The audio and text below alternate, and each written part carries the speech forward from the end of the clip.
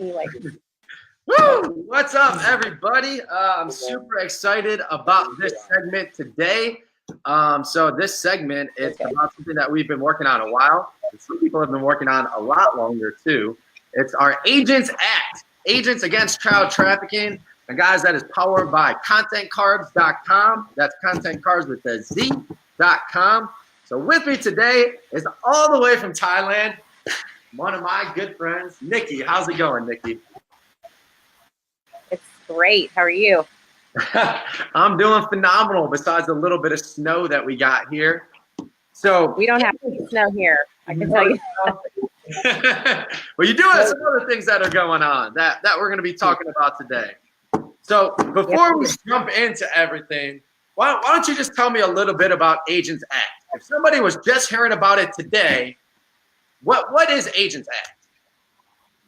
So Agents Act is a agent-led fundraising initiative that we just started, and we are raising money to fight child trafficking. So Agents Against Child Trafficking, that's what it is, simply put. Agents Act, Agents Against Child Trafficking. That worked out for us very nicely, right? Right. So here's what we're gonna do. So we're gonna go over some questions, and I want to start with what made you start this nonprofit? Like, what made you start this fundraising initiative? Well, we started this because for a few years now, I have been donating to a cause that was near and dear to my heart. That a friend of mine here in Thailand, she has a organization where she rescues children from human traffickers. And so over the last few years, I've been trying to find ways to help her and see what I could do. I can't move over here and help her rescue kids, but I knew that I could do something over there. I just wasn't sure what or to what capacity. And so over the last few years, it's just something that I've been trying to find a way to do in a bigger, better way. And so I started out small, and then over the last few years and getting to be around people who started to think bigger and bigger, then we were able to grow it into something bigger, and it's going to be even bigger than that now. So that's kind of how it started, just out of something that I wanted to do that I felt was the right thing to do, and this is where it went. So. Yeah, and it's amazing how, well, just even where we were at when we talked about it and where we're at now, man, you're all the way in Thailand now. So it's I think that's the one thing that got me involved too, was that, like, your strong why and your strong fire. I mean, you see a lot of things, a lot of similar situations, but just your fire and just the will to get things done. And I know what's going on. It's an open, like, everything is completely clear. I just love it. But so we're in the process of strategizing of how to make, like, the largest impact on, like, children literally, I would say halfway across the world, but it's all the way across the world. Halfway. All the way. Right? It's all the way across the world. So what would you feel like the biggest impact since you've been there that you didn't expect during the whole planning phase of the initiative? That's a laundry list, but if I had to narrow it down to one, yeah, it's been a couple of days. We've seen some things. So for me to narrow it down to just one thing would have to be the first day that we were here on the ground. We were at the border of Thailand and Burma, and we saw quite a few things there that would just rip your heart out. Just in the first few moments we just walked up. As we walked around and kind of got the lay of the land and looked around, we saw the bridge that the government has built. It's a multi-million-dollar bridge, I would guess. And how under that bridge, you'll see boats transferring across one way, just fill up, come right back the other way. So they're not using the legal bridge. They're just using an illegal passage with boats. And right across, right where they're going to, is just a line. We have pictures and video that we're bringing back, just a lineup of buildings that are known that what they are is brothels. And so that's there. Two of them that stood out that we know of. We were shown one where there was it was just a brothel, and that they bring people there against their will, okay, to service men. And So in that particular one, they knew that there was a 14-year-old girl in there. It's well known there that there's a 14-year-old girl in there. She's chained up and not allowed to leave. And then that was already like bad enough. We walked down a few more steps, and then we came up to one that was a children's brothel, 8, 9-year-old little girls inside that brothel. And that one, when we got there, my heart just stopped, my chest just clenched up, and it was a lot to take in. That you're just sitting there looking at that, and that's why we're here. And just to know that, oh my God, I'm standing in front of it right there, and they're in there, you know. So, I mean, there's been quite a few things that I'd have to say that was probably the one that kind of just hits you in the face, like, you know, it'll make you pretty angry. No, I bet. And like I was saying, it was you've had a lot of fire before you went over there and saw it firsthand. I can't even imagine. I could already almost sense it, just how much more determined we are to make this change now. So since you are there oh, go ahead. We have a little delay here, folks. So we might talk on top of each other a little bit, a little bit. But it's a game changer, for real, for sure, game changer. Yeah. So you're there firsthand right now. So I mean, how do you feel about the change that you're seeing in some of these kids' lives? That you're seeing where they were possibly at, and then you're also seeing the change to what we can do for them. So what kind of change have you been seeing? So we're here visiting a particular organization, which I can't really name right now. And we talked about them before, but just being there and spending time with those kids and knowing, when we went down to that border, we've been to the dump to see where a bunch of these kids are sold from, because it's so impoverished. And then to go in here and see how their lives are changed and how they're in these family homes, and what kind of amazing, peaceful, wonderful family environment these kids are being brought into, and just the changes that it's made. To see that drastic of a contrast, like in one day, and knowing like, you're seeing both ends of the spectrum there. So that's it's pretty impactful, and it's just like, okay, yeah, this is definitely worth stepping in and making this happen more. These people know what they're doing, they know how to do it, so they just need some people to partner up with them to make it grow. Yeah. So that's definitely a great point that you have there. So you're watching these homes being built for the children who haven't even. So it's some of the things that we kind of take for granted. Just being able to laugh, play, and essentially just be a kid. That's something that I think a lot of us, well, even myself, have probably taken for granted. And you're over there seeing the opposite end of the spectrum. Like you said, like kind of the both sides of the coin. So let me ask you this. So like, what connection can you draw between your position as a real estate agent and a leader in your community, and then going to being a leader to this big cause, bringing agents together to affect the world community? I love that question. So for me, the connection right there is that realtors, we're very passionate about one thing that we love, and that's what keeps us in the game and keeps us doing this. And that's the moment that we get to go tell somebody, like, you have a home. Right. Like you get it, you have a home, right? Like, we love to home people. We love to find their home. We love to put roofs over people's heads. It's what we're all about. Like, it's like deep in here for us. And so when things get rough, or, you know, this isn't very much fun anymore, we wake up the next day and we're like, well, I'm going to go find somebody a home, because that's what I do. Yeah. That's who I am. And so to me, that's the connection. That's the leadership in your like local community. That's what you do. That's your job. That's our role that we play within that community. And now to be able to move that and grow it to like a worldwide, I guess you could say, but to put a whole group of realtors together and do that in a bigger way, and who better to do that for than people who've never had a home. So it even speaks to that inside our core even more. Like, it's not somebody who just sold a home and is moving to a home. This is somebody I get to say, hey, we're getting you a home, and you've never had a home. So it's completely it's just life-changing, and just, that's the connection for me. That's what I saw for realtors to be able to do on a bigger scale. And realtors like to do things on a bigger scale too. We like to find bigger, better ways to do things. Like, a lot of us are just geared that way, so it works pretty well. So right, and Yeah, no, that definitely answers my question, and it comes down to I think it was a quote that I don't know if it was in one of your videos or a description about if not you, then who. So what was that turning point for you that you're like, it's me, that I'm going to be the one to go over there and make this change. I'm going to be the one to start it, and just really driving that force. Was there something that clicked for you that made you do that? Or why don't you walk me through that mindset a little bit? There was probably a lot of things that clicked, like, over the years.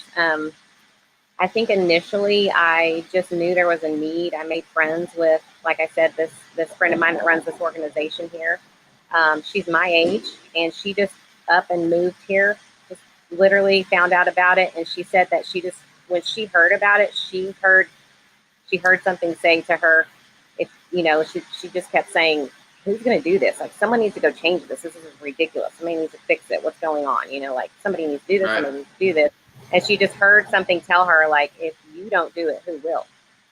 And so she said, okay, all right, I will.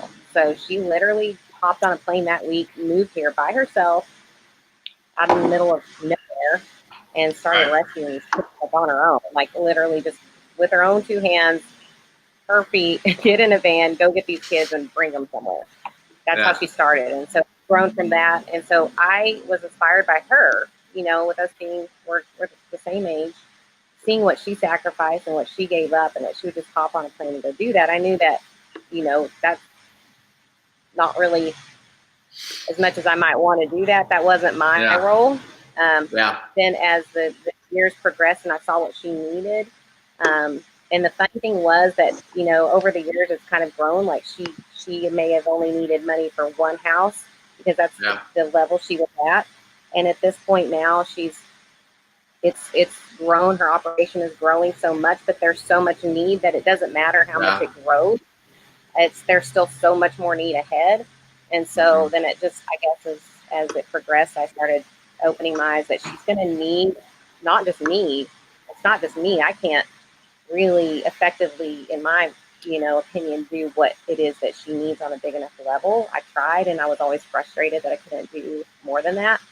And so I knew that she needed a group, a very large group of people who thought like I did, like-minded people who could look at it and say, this is what needs to happen. And so I think the moment that it clicked for me, I think I've told you guys this before, but I was sitting up late one night and I watched a movie, Machine Gun Preacher. And that movie depicts a man and his family who he was a pretty rough character, and he just found out that there was a need and what was going on, and it was a different country than this one, because it's everywhere. And he just literally, again, he just jumped on a plane, went over there and started fixing it, and fixing just whatever he could. And I remember that night, I watched that movie twice, and then I stayed up all night long. And I remember hearing her say that, if it's not me, then who?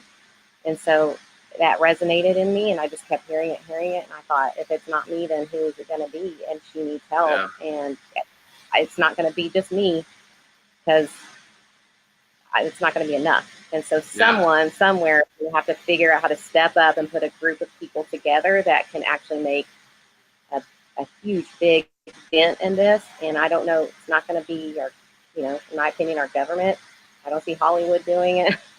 So I realized someone was going to have to do it. And then from there, it kind of grew into realizing who my circle is, and that's real estate agents, and they get stuff done. And so it kind of grew from there. So I think you're in a special scenario right now, because seeing as these kids are being saved from human trafficking on literally the other side of the planet for everybody here in America, and you're in a special situation because you're actually seeing it firsthand. So most of the people making contributions won't ever be able to see the impact on them directly in person. So what impact does technology have on the movement, and how does the technology that we're providing agents impact your confidence and being able to make that like real impact on the world community? Wow, it's my answer has everything to do with it being successful, I guess is the best way for me to say it, because that was the missing link, I would say, that I could see I had a vision for this, and I knew that it was going to involve me and a bunch of real estate agents and a bunch of business people that could do something and make an impact, but I couldn't. There was a missing link that I did not know what what it was. So when that missing link was solved, which was technology, the technology to get the word out in a bigger, better way, to not only that, but to use the technology to link us together so that we can communicate it to other real estate agents. We can utilize the same technology across the country for all of us in a very streamlined, efficient way that is going to be very easy for real estate agents to use and plug into. And so you can probably explain this a lot better than I can, but for me, it was just the light bulb of that's the missing link is the technology. And then so whenever I met you guys and we started putting that together, it was just like this aha moment, like that's what I'm missing. That's it. And it was because it's been 4 months. For years and years, I've been piecing together. I can see it. I know where I'm headed. I know what I need to do. I know what it's like in the end, but I don't know what the missing link is. And then it was technology, which should have been obvious to me, but it wasn't because I'm not a tech guru. But that was definitely it. And you guys are like partnering up with you guys is that's the answer. And so that was an incredible discovery, and it's going to be pretty exciting to watch how that unfolds. Yeah, no, when I heard about this and talked to you about it, it was literally a no-brainer. And that's like what you were saying. It kind of like ticks differently for different people. I'm like, I know exactly what we need to do to get this done and to be able to scale this. So essentially what we're doing is using the technology that we've created, and what we've done is having everything housed in one centralized place where you'll not only be able to share this message to get more people involved and more agents involved, you'll be able to share it with your clients and have all of your business all in one centralized hub. So that's what we're doing here. So like I was saying, for me, it was an absolute no-brainer. I jumped on right away, right when we heard about this. It's what can I do to help? So let me ask you this. Yeah, right away. I think I called you too. So I called you. I'm like, what are we doing? Let's do it. Let's knock this out of the park. So with that being said, have you been surprised about how many people have reached out and offered that same, like, what can I do to help? Yes. So yes, because we haven't even officially rolled this out. And so you would think that there should only be like a small group of people that are even getting involved yet, because we haven't announced it really. We've done a very minor announcement in just like the last couple of weeks because we jumped on a plane and headed to Thailand. And so we thought, okay, it's probably time we start to talk to everyone who's asking to help with this. And we do have really awesome plans for how to utilize all the people that are coming. But yes, I've been shocked at how many people are already messaging and saying, I'm on your team. I'm your partner. I'm going to help you. Let me, represent this area. Let me, just what can I do? Like what can I do to help? Like people are calling and volunteering to just do huge things that are just incredible to me. But I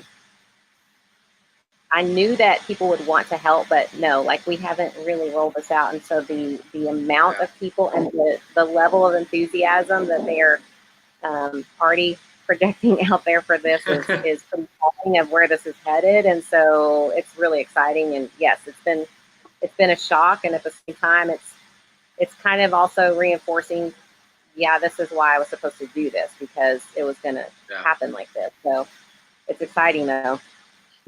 I'm ready. Yeah. So talk to me a little bit about, so Nicki Gregory, going into this, you were already pumped up, fired, had the passion to do it. What has changed or even evolved in your mindset and seeing everything firsthand to where you're at when you walked off the plane to where you're at right now? Like what has changed for you? Oh man. It was almost like like literally like your focus, like there's all of these things in your line of sight. I'm not exactly sure I can verbalize this even, but it was just like if you just, when you zoom in on like something like so specific and detailed. And so it was like as soon as we got here, it was like nothing, I mean, not that nothing else matters, but everything in my life needs to be something that causes some kind of effect here with this problem. And so I know that whenever I get back, things that are maybe a distraction or just life, life things that not the things that matter, but I'm saying the things out there that just don't matter, that just keep you distracted all the time. I won't be, it's not going to be an option for me to do that anymore because you're so needed right here. And so I'm going to have to focus on getting done what needs to be done to make an impact here. And so I think, it just literally slaps you in the face as soon as you get here. It's almost something that you can't verbalize unless you've been here. So it's just things like I just told you. When you go to the border, we went to the dump yesterday. You see little babies running around with So the dump, you literally mean the dump, right? So like let's talk about that. So what talking about what you saw there and what is the dump? Because we all have an idea in our head, but you were just there and you saw it happening. Like tell me a little bit about that. A literal dump where all the garbage is taken and dumped in mountains of garbage. So there are people, because it's publicly owned land, it's not privately owned land. So there are people who literally just don't have anywhere else to live, so impoverished that they go there and they just buy time to live there as long as they can. Sometimes they come and get kicked out and they just go hide and maybe on a piece of private land, and then they kind of migrate back to that land. That's their home, and they've been there for years. And they are there picking out of the garbage whatever they can find to sell to make barely anything. And their kids, from babies up, are out there with them doing that. And I can tell you that us walking through, we were concerned. Like there was just so much glass and so much, I cannot explain to you what was even, we have a lot of video, but there's no way that you can, just the smell, like going in, we tried to roll our window down, roll it back up, roll it down and roll it up. Like we had to acclimate to being able to go in there where these people are living. And then you get in there and you just see there's over 300 people living in this one particular dump area, just garbage. And we were so concerned, like we were trying to step around constantly, like should we walk further, because it was getting pretty dangerous, I would say, just glass everywhere and you don't know what you're stepping in on, whatever. And I'm sitting there looking at my feet like I don't want to step on anything, and I'm all concerned. I can turn around and see a 2-year-old baby with bare feet that's been walking through this for months and months. So I just kept saying they're barefoot, and how much glass is in that baby's feet, like, and then they're just sitting in it, and like 2 feet away from, this is a makeshift pig stall, and here's a baby playing, and all of that in the middle of the city garbage. So you don't come back the same from that. I bet. And I don't want to be like a lot of the news channels here and just focus on the bad. So let's talk about some of the good, right? Let's talk about some of the what's up? I can tell you something good about that. The flip side of that. Yes. Yeah. There we go. Tell me something good that came out of that. So that was one of the hot spots for where they just had no money. So if they needed to have any money, they needed money for any reason, medical emergency, it doesn't matter, whatever it is. Their only option is to sell a baby. That's it. To a human trafficker. They're going to take them to Bangkok. And that's the only life that they knew. And so the organization that we're working with, she started a prevention program where they go into this area, and they were going once a week. I found out yesterday they're going twice a week into this area. Yeah. And they're educating them. They're showing them there's other ways we can go about doing this. If somebody has a medical emergency, they have a hotline now that they call this organization to come. If somebody's having a baby or somebody has a heart attack or whatever it is, they come and they get them and they help them get medical attention. So they know this group is there for them. And they've gone down to a 0%. They have no families in there now selling their babies because they know that they can sell them. They have someone to reach out to. They have hope. They have somewhere to go before it comes to that. And so I thought that was amazing that they just went into this area. It was really, you have a baby there, you're going to end up selling it. That's the only way to survive. And now they're not. And, you know, on the flip side of that too, they're being raised there.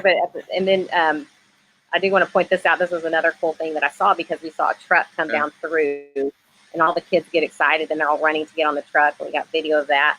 And this is the same organization. And these are the older kids that they were rescued from this organization a few years back.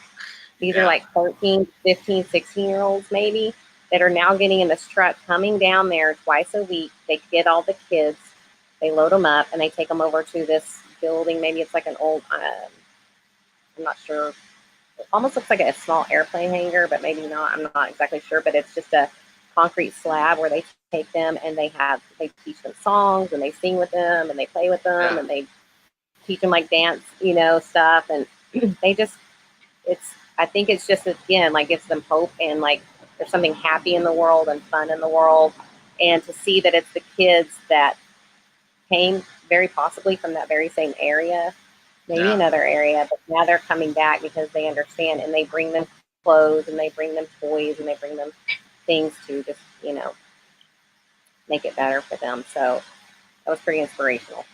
So that leads me to something that I remember that we were discussing about how it's not just taking them out of that situation. It's also teaching them that their life doesn't have to be that way. It's kind of changing the culture that's over there, right? So that's something that they're doing actively. So we're not just taking the kids out of this situation. They're teaching them the right way to do things. That it doesn't have to be that way. And that way the movement can be nationwide. It can be all around the nation. So the more people we're able to take out of it, the bigger that we're going to be able to grow the movement and quite frankly, try and change the culture.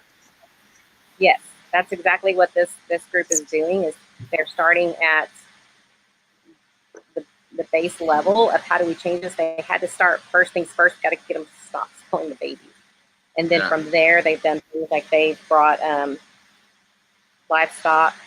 They've taught them how to, you know, bit by bit, they're helping them to make it better.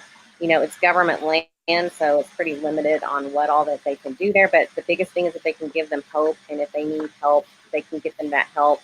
And then gradually they're getting them out. And I know there's a couple families there that they're gradually here and there with whatever money that they can use to help with that prevention program. They're getting them out and helping them find other ways to do life. So. Oh, well, I'm very excited for us to be able to grow this out. As always, stay tuned for what we have going on. It's going to be exciting. We're going to be able to get everybody here involved. Again, guys, it's Agents Against Child Trafficking, Agents Act, powered by Content Cards. That's contentcards.com. So, Nicki, do you have anything to close us off with? Just that, well, thank you, first of all. You're like the best guy ever to do an interview with. You're awesome. Oh, thank you. Thank you. Yeah, no, we're actually, I'll tell you what we're headed to. So everybody stay tuned for that. Today we're leaving here. We get to, so this is probably my priority coming here, was that there's a little girl that they have just rescued that they put in an emergency home here. She's traumatized, so they're going to be doing some counseling and therapy, for her. We get to go today, and I get to go see her, and we're going to bring her a gift. And something about going and seeing her has been, I'm mixed emotions. You're looking forward to it, but at the same time, you're not looking forward to it. She's pretty beat up, and she's 3, tiny little girl. That they finally got her to a safe place. And so we get to go see that side of it, like right after a rescue, what happens, like what's the process right after that. So that we can, to me, that's really going to energize me and like inspire me, like, okay, we got to get this done. You know, there's like 65 kids a day trapped within this area. And so every day I look at it like that, like there's more of her there's 65 of her that we didn't get every day. Yeah. So I think that's going to be really important. And then from there, we're headed down to Bangkok to the red light district, which is literally exactly where these kids end up in the end. And so I don't know a lot about the red light district to share that with you yet. I know that from what I've heard, it's just disgusting and not really somewhere I really want to go. But that's the point of this trip. We're taking ourselves places we don't really want to go so that we can change it and do whatever we can to make a difference. So we will have lots of stories about the red light district, I have a feeling. And just to put that into perspective too, just the way I'm thinking about it is, you don't even want to go there, let alone people who are forced to spend their lives there. And that's something that we can change. And that's that's exactly what they're changing. That's exactly what they're doing is scooping them up. That's where they end up. So and they have to go back to find out where's the problem. Like you said, culture and fixing things at a grassroots level. Yeah, because I mean, sometimes, I mean, I'm not saying it's a lost cause for the people who are already involved in that life, because of course, if they can change, that's more power to them. But getting it at the kids and changing it for that next generation, that's the way that we can make the biggest impact. And that's quite frankly what the whole initiative is about. Right. And then letting those kids grow up and help us and partner with them so that they're going to go out and be that light to the world. And they know, just like the kids that are going down to the dump, they know, and they're gonna dedicate their entire life to charge as many kids as they can because they've been there and they understand it. So that's the goal. That is the goal. So Nicki, thank you for coming on. Thank you so much for being the fire behind all of this. It really is a pleasure working with you on that aspect, because every time we talk, I feel like I want to run around the house and just be like, what can I do? What can I do? You know, there's always finding more to do. You're great. You're amazing. And I look forward to seeing what we're going to do next. Me too. All right, guys. So let me say this. So although we're not ready to launch right now, if somebody wanted to reach out and they wanted to help, where should they reach out to? Right now, so we're about to have a better process for that, a better system. We'll have somewhere for them to go to get all the information. That's coming very soon. Right now, if you're an agent and you want to help, I would say give me a call. Just give them my cell phone number, 806-316-4498. We do have a small group of our core group that has reached out and wants to help. And so I can't answer your calls here. First of all, we're opposite time zone, and I don't think I'm getting all or any of my calls very possibly. So leave me a message or text me, and then we'll get all this together. And we have a amazing plan to organize everyone that's calling and contacting us right now. And when we get home, we'll be putting that together, and it's gonna be great. Fantastic. You're gonna love it. I cannot wait. And the people are not ready for it. Well, they will be ready for it because they're not ready. No, they're not ready. I'm ready. No, but we're ready. No, we're ready to get this out to you guys. I'm super excited. Like I said, Nicki, you're amazing. I can't wait to hear some of the stories and just seeing how we can make a difference, seeing the video. I'm sure that's going to change the way I look at things as well as others. So it's awesome that you're over there right now. You're living it, you know? You're living it. So, all right, guys, stay tuned for how you will be able to get involved. We'll be sure to keep you in the loop. And let's remember, guys, win the day. All right, we'll see you, Nicki. Thank you. See ya.